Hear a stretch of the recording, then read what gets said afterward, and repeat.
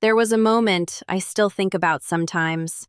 Not because it was dramatic, not because anything extraordinary happened. It was just a hug. A goodbye hug in a parking lot after a dinner that honestly wasn't even that memorable. His name was Marcus. We'd been seeing each other casually for about 6 weeks. Nothing serious, nothing certain. And I remember walking to my car thinking I wasn't even sure how I felt about him. Then he hugged me goodbye. And something shifted. I drove home replaying it. Not the dinner, not the conversation, not anything he said. Just that hug. The way it felt. The way I felt afterward. And I remember sitting in my driveway for a few minutes longer than I needed to, not quite ready to go inside, not entirely sure why.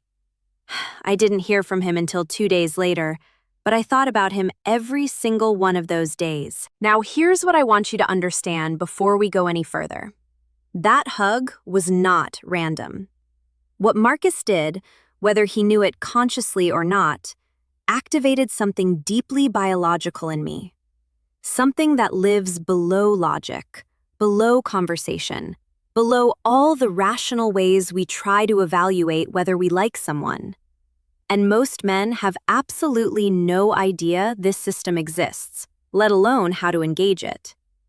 Research from the University of North Carolina found that physical touch, specifically extended intentional embrace, triggers a measurable surge in oxytocin, often called the bonding hormone, particularly in women. But here's what that research also showed, and this is the part most people skip over. The effect is significantly stronger when the touch feels deliberate, not rushed, not performative. Deliberate. Most men treat a hug like punctuation, a period at the end of a sentence, something that signals the interaction is over. And that single misunderstanding is costing them more than they realize. Because for a woman, a hug is not punctuation. It's a paragraph. Sometimes it's the whole chapter. What I'm going to share with you today isn't about manipulation. It's about awareness. It's about understanding what is already happening in a woman's nervous system during physical contact and learning how to work with that biology instead of accidentally working against it. There are 4 specific things that, when done during a hug, create a psychological and emotional resonance that lingers long after the moment is over. The first has to do with what happens before the hug even begins. There is a branch of psychology called Proxemics, the study of personal space and how we use it, developed by anthropologist Edward T. Hall. What Proxemics tells us is that the way someone approaches our personal space communicates intention before a single word is spoken or a single touch is made. When a man moves toward a woman for a hug with urgency, with distraction, with that automatic, socially scripted energy, her nervous system registers it as noise. It's just ambient contact. It doesn't land. But when there is a beat, a half second, a full second of eye contact or quiet presence before the embrace, something different happens. Her nervous system, governed in part by what researcher Stephen Porges calls the polyvagal system, begins to register safety and intentionality. And safety, in the context of attraction, is not the opposite of desire. It is the foundation of it. Women don't open up to chaos. We open up to presence. Marcus did this. I didn't have language for it at the time, but he looked at me for just a moment before he reached for me. Not in a dramatic, calculated way. It was subtle. But my body noticed. My body always notices. So the first thing is this. Before you touch her, be somewhere. Be present. Let there be a moment where she can feel that you are actually there, that this is not automatic. That pause is not awkward silence. That pause is the beginning of something. The second technique is about the quality of your stillness once you're holding her. There is a difference between a man who holds you and a man who is simply nearby. And a woman's body can tell the difference in about 3 seconds. When a man is physically present, but mentally already somewhere else, already thinking about the drive home, already composing his next text, already half checked out, his body transmits that. His arms don't settle. His breathing doesn't slow. There's a subtle tension, a readiness to release that communicates, this is a formality. But when a man is genuinely still, when his breathing is calm, when there's no urgency in his frame, when he's not the first one to move away, the message her nervous system receives is completely different. It registers as, you are worth being here for. Dr. Sue Johnson, the psychologist behind emotionally focused therapy, has written extensively about how physical holding activates the same neural pathways as emotional security. Her research showed that sustained, calm embrace lowers cortisol and increases felt sense of attachment. The woman, neurologically, begins to associate that person with safety and significance. I remember a woman in my friend group, her name is Grace, who spent months trying to figure out why she couldn't stop thinking about someone she described as not even her usual type. She went through his texts, his personality, his appearance. None of it fully explained the pull. And then she said something I've never forgotten. She said, when he hugs me, he doesn't let go first. And I don't know why that wrecks me. That's not a coincidence. That's biology meeting intention. Before you let go, don't. Let her be the one who initiates the release.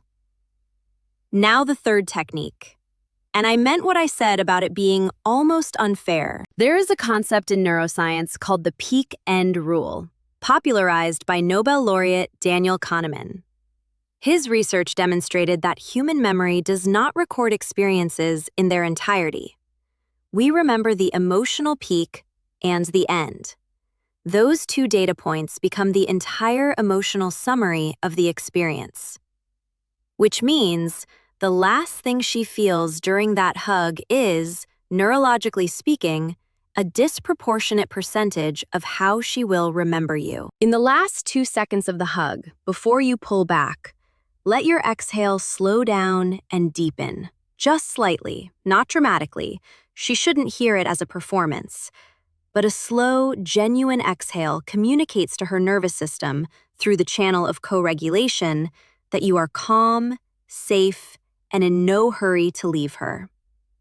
Then, as you begin to ease back, let your hands apply the softest, most subtle increase in pressure.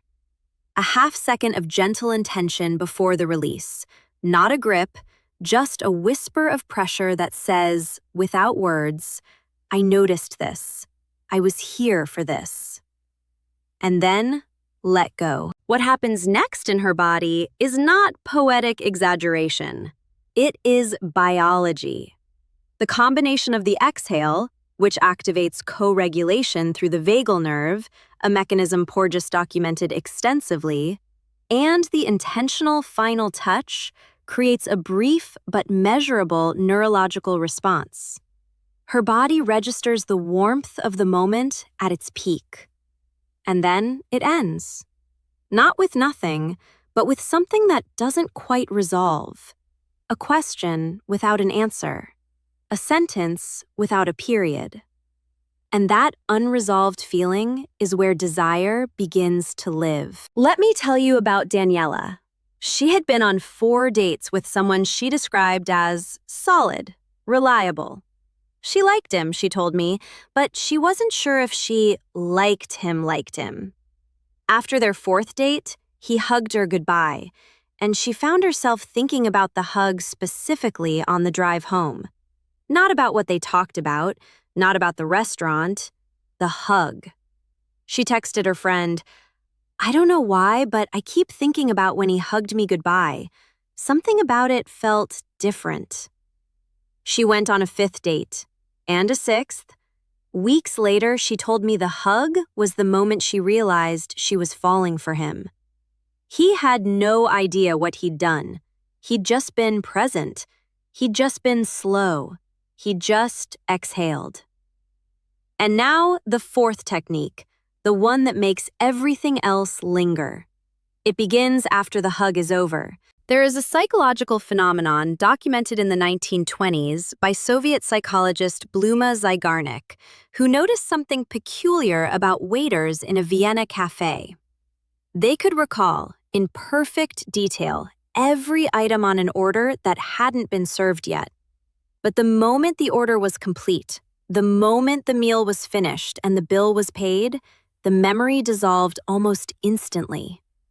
The mind holds open loops. It clings to the unfinished. It releases the resolved. She called it the Zygarnik effect, and it is, quietly, one of the most powerful forces operating inside female desire. When you pull back from the embrace, after that slow exhale, after that intentional final touch, do not immediately fill the space with words. Most men do this reflexively. They pull back and say something. Okay, or text me, or they laugh too quickly, or reach for their keys before she's even fully processed that you've let go. The words come rushing in like they're afraid of the silence, like the silence means something went wrong. But the silence is where the fourth technique lives. After you release her, let there be a beat. Hold eye contact for just a moment. Not intensely, not in a way that performs itself, just naturally, the way you'd look at something you genuinely didn't want to stop looking at. And then, without filling it with noise, let the moment close on its own. Maybe a quiet smile. Maybe just her name, said simply, like punctuation that means something. And then you leave. You leave before the moment explains itself. What happens in her mind after that is the Zygarnik effect in full motion. The experience didn't resolve neatly. There was no tidy bow, no line that wrapped it all up and filed it away as finished.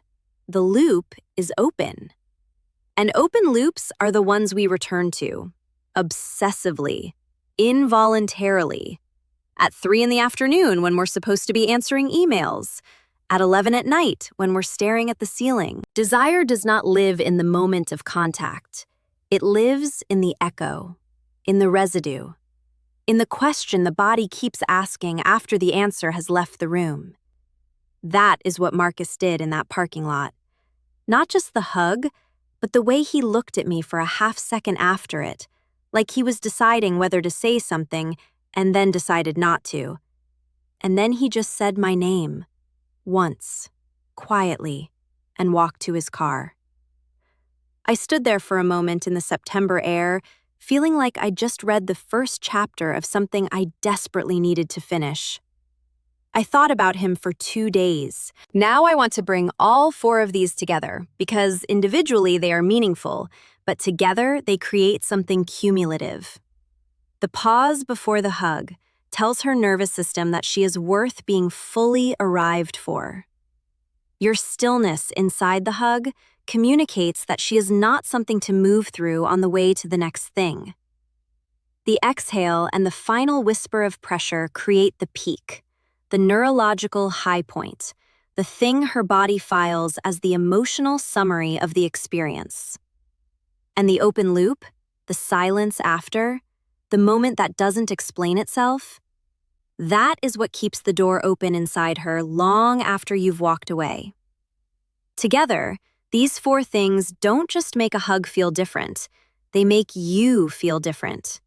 They make you feel like someone she can't quite finish thinking about.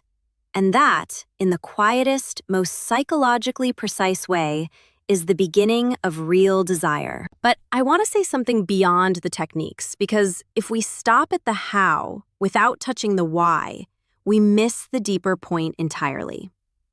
What all of this is really asking of you is intentionality, presence, the willingness to actually show up for the small moments instead of saving yourself for the grand ones. Most people are on autopilot in their interactions. They hug without being there. They touch without noticing. They leave without leaving anything behind. The men who understand this are not necessarily the most attractive, or the most successful, or the most obvious choice in the room. They're the ones who feel different in a way she can't articulate, the ones she describes to her friends with that particular kind of frustration, the frustration of someone trying to explain something that lives below language. They're the ones she thinks about on a Tuesday with no specific reason. That is what we've been talking about today. Not a hug, the feeling that lives inside a woman for days after a hug that was done right. Now, if you're watching this and something is clicking into place, if you're starting to understand that attraction is less about the loud moves and more about the quiet ones, then there is something you need to see next. Because what I haven't told you yet is what happens on her side. The signals she sends when she's already feeling this, when the desire is already building and she's waiting to see if you'll notice. There are specific things women do, specific behavioral shifts that are almost invisible unless you know what you're looking for. And most men walk right past them every single day. They're not dramatic signals. They're not obvious. But they are unmistakable once you understand the psychology behind them. And understanding them might be the difference between a moment that fades and a connection that deepens into something neither of you planned for. The next video is already waiting for you. And I think, after everything we've talked about today, you're ready for it. Don't keep her waiting.